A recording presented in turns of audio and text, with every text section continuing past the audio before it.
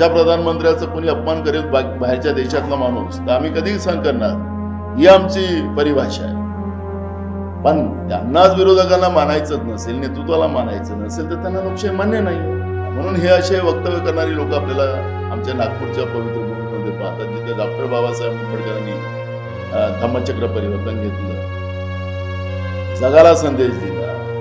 अशा भूमीवर येऊन असं ते बोलत असतील, लोकशाहीच्या विरोध बोलत असतील. कारण की बाबासाहेब आंबेडकरांनी संविधान लिहिलं, त्याच संविधानाचा शपथ घेऊन तुम्ही प्रधानमंत्री झाला. आता याच भूमीवर येऊन, कर्मभूमीवर तुम्ही असं बोलत असाल तर ते काय लोकशाही आहे का? 28 तारीख को कांग्रेस का 139वां पूरा होगा. 39 में हम पदार्पण करेंगे. उसका स्थापना दिन हम मनाने जा रहे हैं. देश के आज़ादी की लड़ाई में, आज़ादी की लड़ाई के लिए कांग्रेस की स्थापना की गई थी और वो एक इतिहास कांग्रेस का बड़ा है. लेकिन हम जिस नागपुर शहर में हमारे राष्ट्रीय नेतृत्व ने हम लोगों को जो मौका दिया, हमारे लिए सबके लिए स्वाभिमान की बात है, खुशी की बात है. और महाराष्ट्र से बड़े पैमाने में यहाँ पर कार्यकर्ता बड़े पैमाने में आएंगे.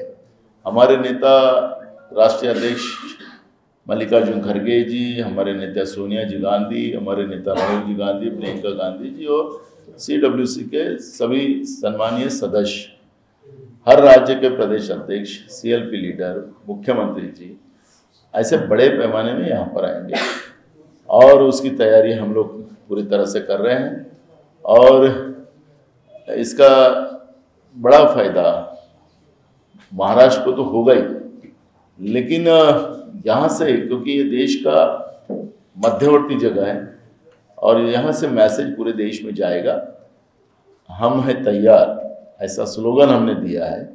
जो आज देश में तानाशाह प्रवृत्ति है, भ्रष्टाचारी प्रवृत्ति है, महंगाई बड़े पैमाने में बढ़ाई गई है, बेरोजगारी बड़े पैमाने में बढ़ाई है, किसानों को आत्महत्या करने को लगा रहे हैं, इस सब व्यवस्था का विरोध और उनको न्याय देने के लिए हम तैयार हैं, ऐसा स्लोगन हम लोगों ने दिया है. एक बड़ा फंक्शन यहाँ पर होने जा रहा है. छत्रपति शिवाजी महाराज का उत्सव अगर मनाने जा रहे हैं, लेकिन पहले उनका जवाब इनको देना पड़ेगा कि देश के प्रधानमंत्री जी नरेंद्र मोदी जी ने भूमि पूजन अरबी समंदर में जो छत्रपति शिवाजी महाराज का विशालकाय जो स्मारक बनाने का जो भूमि पूजन किया था, उसका क्या हुआ, ये घोषणा और फिर बाद में जुमले. जैसे राजस्थान में उन्होंने कहा कि हम गैस सिलेंडर 450 में देंगे, लेकिन पार्लियामेंट में कह दिया हम देंगे नहीं. तो ये जुमलेबाजी नहीं होना चाहिए. छत्रपति शिवाजी महाराज के नाम से किसान कर्जा मुक्ति की योजना हमारे मित्र फडणवीस की सरकार में की गई थी 2016 में. 2019 भी खत्म हो गया, उसमें किसानों का कर्जा माफ नहीं हुआ. तो छत्रपति शिवाजी महाराज के नाम से इस तरह से बार बार जुमलेबाजी ना करे, इतना ही संदेश हमारा है. एडवर्टाइजमेंट के लिए 1 करोड़ 10 लाख रुपए, वो तो जाहिरात वाली सरकार है, देश वाली और राज्य की. जाहिरात करना वही उनका काम है, जनता के पैसे जाहिरात में लुटाना, यही इनका काम है, वो कर रहे हैं. संडास में भी जाहिरात करते ये लोग, तो ये सब मामले में करेंगे वही संडास. नागपूर का थँक्यू.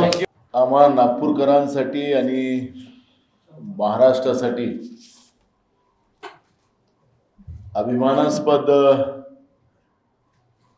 काँग्रेस हायकमांडच्या वतीनं एक संधी आम्हाला दिलेली आहे.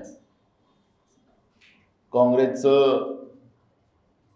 138 वर्ष पूर्ण करून 139 वर्षामध्ये जे पदार्पण होते आहे, त्याचा स्थापना दिवस हा आमच्या नागपूरमध्ये होते आहे, महाराष्ट्रात होते आहे.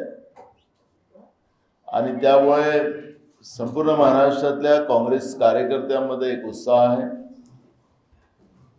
एक मोठा आनंद आहे. आणि त्या निमित्तानं नागपूरमध्ये 28 तारखेला आमचे राष्ट्रीय अध्यक्ष आदरणीय मल्लिकार्जुन खरगे साहेब आमच्या नेत्या सोनियाजी गांधी, राहुलजी गांधी, प्रियंकाजी गांधी, देशभरातले आमचे मुख्यमंत्री, आमचे LOP, प्रदेश अनेक राज्यातले प्रदेश अध्यक्ष, वर्किंग कमिटीचे सगळे सदस्य या कार्यक्रमाला उपस्थित राहणार आहेत. आणि त्यामुळे भारत जोडो मैदान, ज्या मैदानाला आम्ही नाव दिलेलं आहे, कारण की हा इतिहास नागपूरचा राहिलेला आहे. 1920 मध्ये याच नागपूरच्या भूमीवर असहकार आंदोलन त्यावेळेच्या अत्याचारी जुलमी इंग्रज सरकारच्या विरोधात महात्मा गांधींच्या नेतृत्वामध्ये एक अधिवेशन झालं, घोषणा झाली आणि त्याच्यामध्ये असहकाराची घोषणा झाली. आणि तिथूनच पूर्ण देशामध्ये इंग्रजाच्या विरोधातलं वातावरण पसरून 1947 मध्ये इंग्रजाला देश सोडून पळावं लागलं. हे आपल्याला इतिहास सगळ्यांना माहिती आहे. इंदिराजींना राष्ट्रीय अध्यक्ष घोषित करण्याचं काम सुद्धा याच नागपूरच्या भूमीमध्ये त्यावेळेला झालेलं होतं. 1959 मध्ये झालेलं होतं.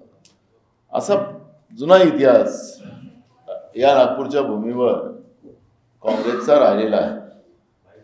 आणि त्याच पद्धतीचं आज देशामध्ये जे सरकार आहे ते रोज लोकशाहीला संपवण्याचं काम करते आहे, संविधानिक व्यवस्था संपवण्याचं काम करते आहे, एक अत्याचारी व्यवस्था पूर्ण देशामध्ये निर्माण करण्याचं काम आज केंद्रातल्या भाजप प्रणित सरकारने केलेलं आहे.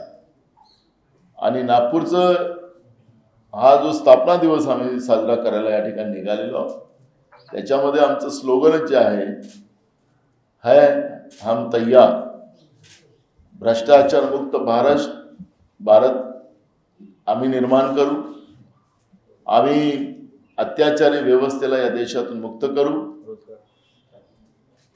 ज्या पद्धतीनं रोजगार मुक्त भारत अशा पद्धतीचा कॉन्सेप्ट केंद्रातल्या सरकारने आणि भाजप अनेक राज्यातल्या सरकारने केलेला आहे. आम्ही हा देश रोजगार निर्मितीचा देश निर्माण करू, महागाई कमी करण्याचा, जी महागाई मोठ्या प्रमाणात वाढलेली आहे ती महागाई कमी करणं हे आमचं दायित्व आहे, शेतकऱ्याला न्याय देणं हे आमचं दायित्व आहे आणि त्यासाठी आम्ही तयार आहोत, असं एक स्लोगन देऊन आम्ही या भूमीवर हा 139 वर्ष याला जी सुरुवात होणार आहे त्या दिवसाला या ठिकाणी आम्ही मोठ्या प्रमाणात साजरा करतो आहे. आमचं मी तुम्हाला सांगितलं की वेळेवर काही प्रस्ताव येतीलच, पण जो आम्ही स्लोगन दिलेला आहे तो स्लोगन आहे शेतकऱ्याला न्याय देण्यासाठी आम्ही तयार आहोत. या देशामध्ये ज्या पद्धतीने बेरोजगारांचा देश निर्माण करण्याचं पाप केंद्रातलं भाजप आणि भाजपप्रणित सरकारांनी प्रत्येक राज्यात केलेलं आहे, तर रोजगार निर्मिती करण्याचं आणि या देशाच्या युवा शक्तीला न्याय देण्याची संकल्पना, त्याच्यासाठी आम्ही तयार आहोत. महागाई कमी कशी करता येईल, देशाचं संविधानिक व्यवस्था आणि देशाची लोकशाही कशी वाचवता येईल त्याच्यासाठी आम्ही तयार आहोत. हा कॉन्सेप्ट हा त्या ठिकाणी आमचा राहणार.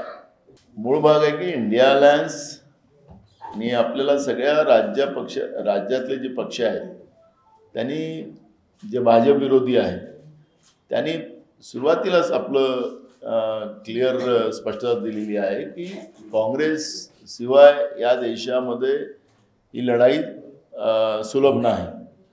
आणि त्या दृष्टिकोनातून आमच्यासोबत आलेली सगळी जी पक्ष आहेत ती काही ईडीचा धाक आणून आणलेली नाहीत, CBIचा धाक आणून आणलेली नाही, या पदाचं प्रलोभन देऊन आणलेली नाहीत. या देशाच्या लोकशाहीला वाचवण्यासाठी आणि या देशाला वाचवण्यासाठी ते आमच्यासोबत आलेली आहे.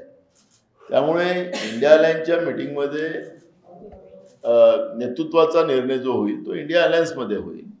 आणि काँग्रेसचा इतिहास आपल्याला, मी तो जुना इतिहासच नाही जात, आता अलीकडे आपण पाहिलं आमच्या नेत्या सोनिया गांधीजीला एकदा नाही तर दोनदा या देशाच्या लोकांनी मॅन्डेट दिला, ते प्रधानमंत्री होऊ शकले असत्या.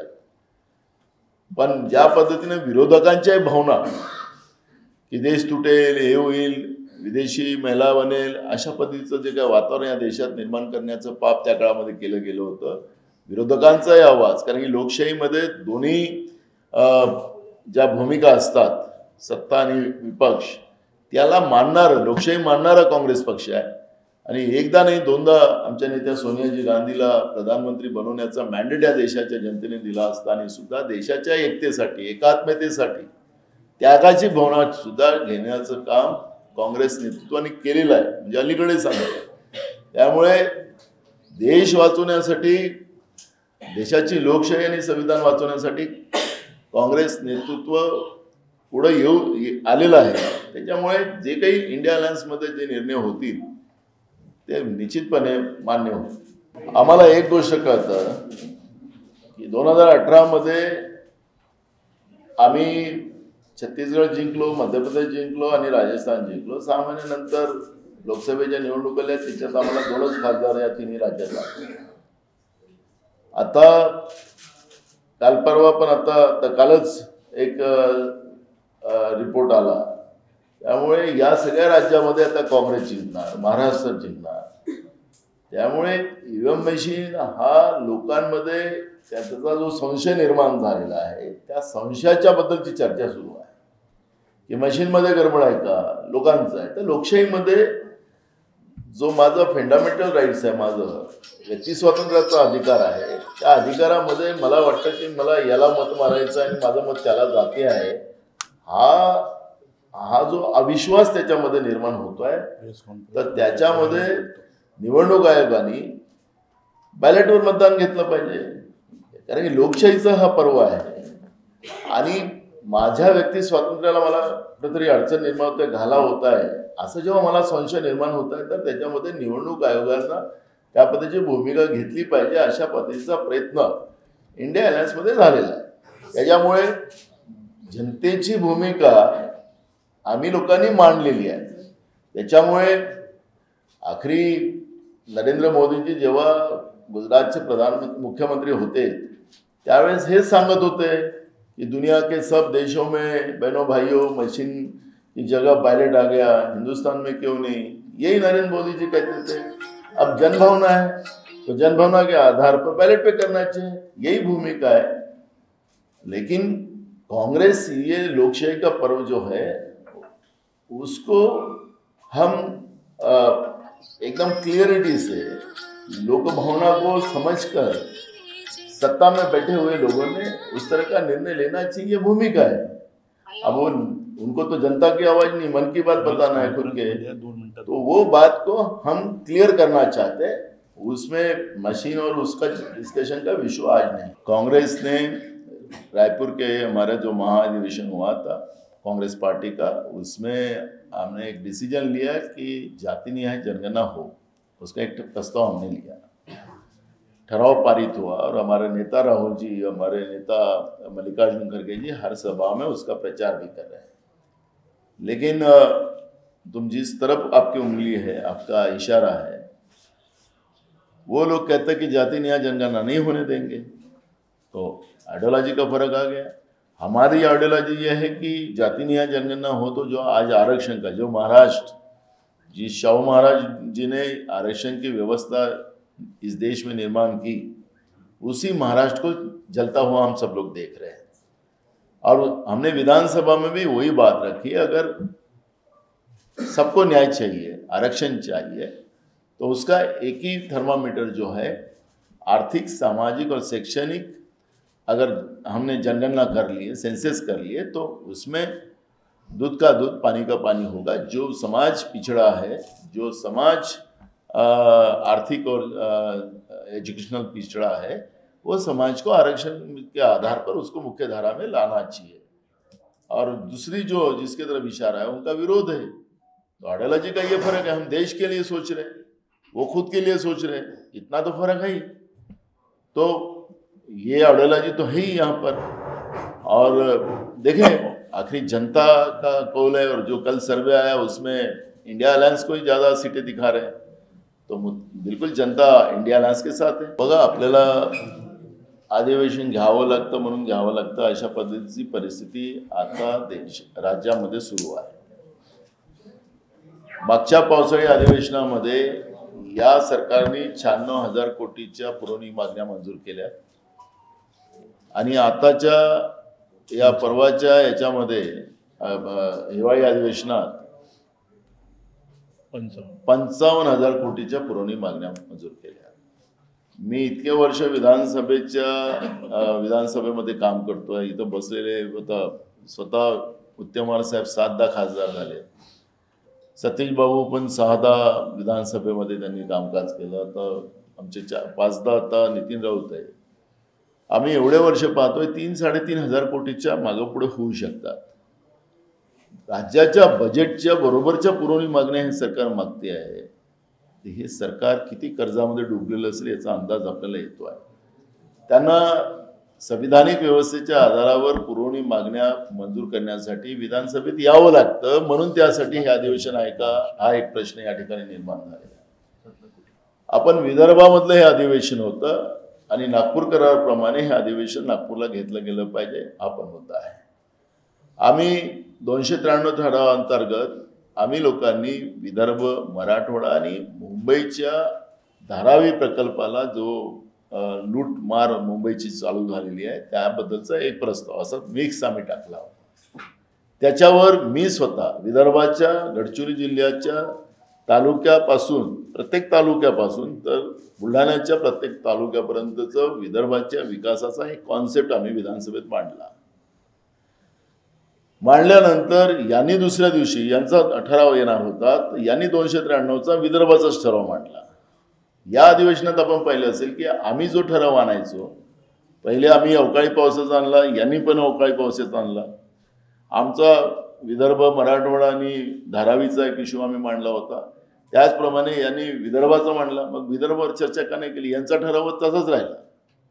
मी सरकारला वारंवार आपण ऐकत होता की मी सांगत होतो की हे अधिवेशन इतक्या घाईगर्दीत होऊ शकत नाही. 2 दिवस तरी वाढवा आणि हे सगळे विषय निकाली काढा.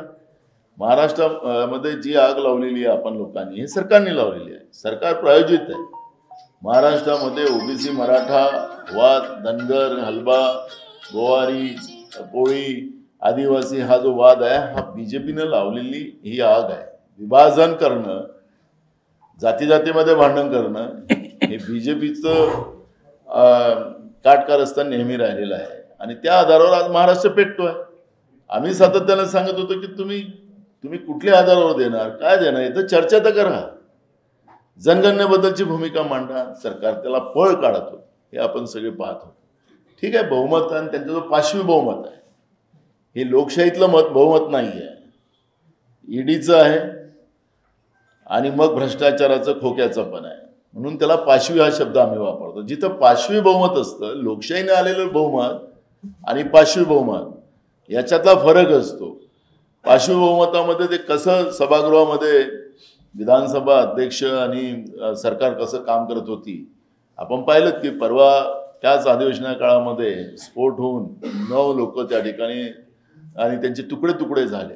मी सभागृहामध्ये तोच मुद्दा मांडला. हे सरकार गरिबांचं आहे की मुठभर लोकांसाठी आहे, चर्चा झाली पाहिजे. पण पळ काढला आणि त्यांनी नॉन बेलेबल ऑफेन्स लावले आणि कोणावर लावले? तिथल्या मॅनेजरवर लावले.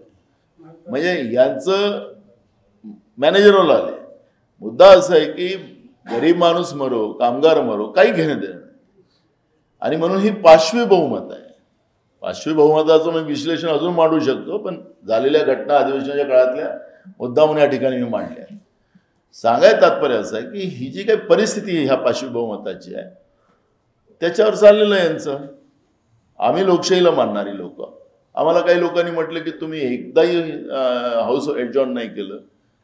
आता एडजॉर्न करायचं म्हणजे काहीतरी मारपीट करावं लागेल, फेकावं लागेल, कागद काहीतरी करावं लागेल, काहीतरी बहाणा करावा लागेल. तर आम्हाला लोकशाहीच्या मार्गाने आम्ही आमचं मत मांडलं. विधान परिषद असतील आमचे अभिजित वंजारीने तिथं चांगला किल्ला लढवला, खाली आम्ही लोकांनी लढवला आणि आम्ही आमची भूमिका लोकशाही पद्धतीनं मांडत होतो. सरकारला ऐकायचं नाही, सरकारला मनमानी करायची होती ते आपण पाहिलेली आहे. त्याच्यामुळे विदर्भावर अन्याय करून गेलेत हे लोक. विदर्भाला न्याय द्यायचं नाही हे त्यांचा कॉन्सेप्ट क्लिअर आहे. मग तुम्ही ठराव आणला तर तुम्ही का नाही चर्चा केली? आम्ही विदर्भावर ठराव आणला नाही असं ते म्हणत होते, तर ठीक आहे, मग तुम्ही आणला, तुम्ही का नाही चर्चा केली? म्हणजे विदर्भावर अन्याय करणारी लोक राहिली. आम्ही पण नरेंद्र मोदींना फार काही गंभीर घेत नाही. आम्ही पण घेत नाही, अमित शहाना पण घेत नाही, आम्ही पण गडकरींना घेत नाही, आम्ही पण देवेंद्र फडणवीसला गंभीर घेत नाही. लोकशाहीमध्ये एक आम्हालाही म्हणावं लागेल म्हणून मी सांगतो तुम्हाला, ते असं बोलतात तेव्हा.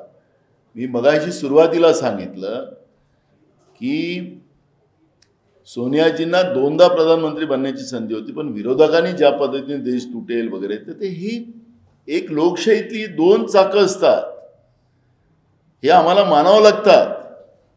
आता त्यांना लोकशाहीच मान्य नाही, त्यांच्याकडून वाक्य येणार, आणि म्हणून मी तुम्हाला नाईलाजानं हे लाईन बोललो की आम्ही पण मान्य नाही करत. हे लोकशाही होत नाही, हे लोकशाही होत नाही. विरोधकांच्या प्रमुखाला, नेतृत्वाला सन्मान करणं हे आमची लोकशाहीतली परिभाषा आहे. ज्यांना लोकशाहीच मान्य नाही तसेच लोक हे असे बोलतील. त्याच्यामुळे त्यांच्याबद्दल मी काय वक्तव्य करावं, जे कोण सांगतात ते शिक्षण मंत्री होते, त्यांनी काय उजेड पडले तुम्हाला जास्त माहिती आहे, त्यामुळे मला त्याच्यावर जास्त जायचं नाही आहे. मी सांगितलं काँग्रेस पक्ष हे लोकशाही मानणारा पक्ष आहे, त्यामुळे त्यांनी ह्या पद्धतीचं उद्धटपणा बोलावं. मग आम्हालाही म्हणता येईल, पण ते आम्ही त्या पद्धतीत बोलणार नाही. मी मुद्दाम तुम्हाला सांगितलं, त्याचं विश्लेषण केलं. मानत नाही असं नाही, प्रधानमंत्री आहेत, त्यांचा रिस्पेक्ट आमच्या मनात आहे. आमच्या प्रधानमंत्र्याचा कोणी अपमान करेल बाहेरच्या देशातला माणूस, तर आम्ही कधीही सहन करणार नाही, ही आमची परिभाषा आहे. पण त्यांनाच विरोधकांना मानायचंच नसेल, नेतृत्वाला मानायचं नसेल, तर त्यांना लोकशाही मान्य नाही आहे. म्हणून हे असे वक्तव्य करणारी लोक आपल्याला आमच्या नागपूरच्या पवित्र भूमीमध्ये पाहतात, जिथं डॉक्टर बाबासाहेब आंबेडकरांनी धम्मचक्र परिवर्तन घेतलं, जगाला संदेश दिला. अशा भूमीवर येऊन असं ते बोलत असतील, लोकशाहीच्या विरोध बोलत असतील. कारण की बाबासाहेब आंबेडकरांनी संविधान लिहिलं, त्याच संविधानाचा शपथ घेऊन तुम्ही प्रधानमंत्री झाला. आता याच भूमीवर येऊन, कर्मभूमीवर तुम्ही असं बोलत असाल, तर ते काय लोकशाही आहे का? मी उपवासबद्दल बोललो. आम्ही सन्मान आहे, आम्हाला प्रधानमंत्र्यांचा सन्मान आहे, गृहमंत्र्याचा सन्मान आहे, आम्हाला बिलकुल आहे. राज्याचा, उपमुख्यमंत्र्याचा, केंद्राच्या मंत्र्याचा सन्मान आहे आम्हाला. पण हे असं बोलतील तर आम्ही असं बोललं तर, पण ते आम्हाला, आमचं स्वभावत नाही. आपण बोललात ते बरोबर आहे, आणि तुमच्या मताशी आम्ही सहमत, तुम्ही बोलता तेच आम्ही बोलतो, पण ते काय गोदी मीडिया दाखवत नाही. मी तुम्हाला लोकशाहीच्या या व्यवस्थेमधलं की बोलो ना, तर याच्यामध्ये म्हणजे आपण पंडित जवाहरलाल नेहरूजी पासून घेतलं आतापर्यंत, डॉक्टर मनमोहन सिंग साहेबापर्यंत, तर कधी पण मीडियाला या पद्धतीचं वक्तव्य कोणीच दिलं नाही. आज देशातल्या मीडियाला गोदी मीडिया म्हटलं जात असेल, तर हा चौथा स्तंभेचा एक प्रकारचा अवमान आणि काय प्रेशर चाललेलं आहे ते आपण पाहतो आहे. डायरेक्ट UPSCची परीक्षा न घेता डायरेक्ट जॉईंट सेक्रेटरीच्या रँकवर आपल्याच मानसिकतेचे लोक पाठवणं, जे प्रशासकीय व्यवस्था संपवणं. दुसरं म्हटलं होतं की लोकांनी निवडून दिलेलं सरकार हे कसं भ्रष्टाचाराने पाडायचं, त्याच्यामध्ये कर्नाटक, मध्य प्रदेश, गोवा 3 राज्य त्यांनी पाडले. आणि न्यायव्यवस्थेचं काय, ते माननीय सुप्रीम कोर्टाचे जजेस तुमच्या समोर येतात, हमें बचाव, हे 4ही स्तंभाचं तर हालत खराब आहे. त्यामुळे आता निवडणूक आयोगाची जी परिस्थिती करून ठेवली, जे तुम्ही म्हणालात त्याप्रमाणे, ती गंभीर बाब आहे. निष्पक्षपातीनं निवडणुका व्हाव्यात ही या लोकशाहीचा आवाज आहे, जनमत आहे. पण यांना निष्पक्षपात करायचं नाही आहे. आता पुढं अजून काय काय करतात तर समजेल आता वेळेवर. देशामध्ये उद्रेकच करायचं ठरवलं असेल केंद्रातल्या BJPच्या सरकारने, तर हे गंभीर बाब आहे. आपल्याला सगळ्या पासेची व्यवस्था राहील, आम्ही तुम्हाला मानणारे लोक आहोत, त्यामुळे आपल्याला चौथा स्तंभाला बिलकुल त्रास होणार नाही याची काळजी आम्ही घेऊ. राज्यभरातून किती ते आता आमचं तर 9 ते 10 लाखाचं आहे, पण ते जागेचा सगळ्यात मोठा प्रॉब्लेम आहे. त्याच्यामुळे आता आम्ही रोज त्याच्याच कामात लागलेलो आहोत. काही लोक भिंती टाकायचा प्रयत्न करतात आहेत. आपल्या नागपूरची ही संस्कृती नाही राहिली. ठीक आहे, आम्ही वेळेपर्यंत सगळ्यांना समजून जागेचं पण माप मोठ्या प्रमाणात आहे. मी स्वतः मंदिरासाठी पैसे दिलेले आहेत, पावती पण आहे. मी 2 ते विटा, शिला ज्याला आम्ही म्हणतो, शिला मी डोक्यावर घेऊन फिरणारा कार्यकर्ता आहे. आमचं मंदिर अयोध्येमध्ये राम मंदिर व्हावं हे मानणारा मी आहो. विटा आणि नोटा. त्याच्यासाठी आम्ही विटा पण दिल्यात आणि नोटा. नोटा पण दिल्यात. त्यामुळे हे सगळ्यांची प्रॉपर्टी आहे, प्रॉपर्टी नाही, आस्था आहे. हिशोबच नाही. आता हे मी आस्था आहे असं समजेल, आम्ही हिंदू धर्मियांची आस्था आहे. आता मीच त्या ट्रस्टच्या आणि काही संतांच्या भूमिका ऐकत होतो की आम्ही जे कोर्टात गेलो होतो राम मंदिरासाठी ते आम्ही बाजूला पडलो, तो निकाल आमच्यावर दिलेला आहे. पण भाजपनी जेव्हा हिमाचलमध्ये त्यांचं पार्टीचं अधिवेशन झालेलं होतं त्यावेळेस सांगितलं की हा आस्थेचा विषय राजकीय होऊ शकत नाही आणि आम्ही याच्यात पडणार नाही, आम्ही कोर्टात जाणार नाही असं BJPनं ठराव केलेला हिमाचलमध्ये. ते संत सांगतात, काही गोविंदाचार्य पण आपले आहेत त्याच्यामध्ये, शंकराचार्य आहेत, ते शंकराचार्यांचं स्टेटमेंट आहे. त्यांनी असं सांगितलं की आम्ही गेलो तो कोर्टात, निकाल आम्हाला मिळाला, पण हे आता पुढारी दुसरेच झाले. अडवाणी आणि ते मोहन जोशी आणि ते त्यांनी रथयात्रा केली ते बाजूला झाले. पण त्यांचं शंकराचार्यांचं म्हणणं आहे की आम्ही कोर्टात गेलो, निर्णय आम्हाला मिळाला आणि पुढारी वेगळेच झाले, असं त्यांचं दुःख आहे. हे आम्ही शिवाजी महाराजांच्या महाराष्ट्रात राहतो, आमचे दैव शिवाजी महाराज आहेत आणि शिवाजी महाराजांनी भूमिकाच केली होती की रामदास स्वामी असतील, संत तुकाराम महाराज असतील, ते त्यांचं काम आहे, धर्माचं काम करणारे धर्माचं, राज्यकर्त्यांनी राज्यकर्त्याचं काम करावं, ही शिकवण आम्हाला मिळालेली आहे. आणि इथं आल्यानंतर महाराष्ट्रामध्ये तेच लोक इथं शिवाजी महाराजांचं नाव घेतात, तर शिवाजी महाराजांचं नाव घेतात तर त्यांच्या विचाराचं पालन केलं पाहिजे ना या लोकांनी. हे माझं स्टेटमेंट नाही, शंकराचार्यांचं आहे.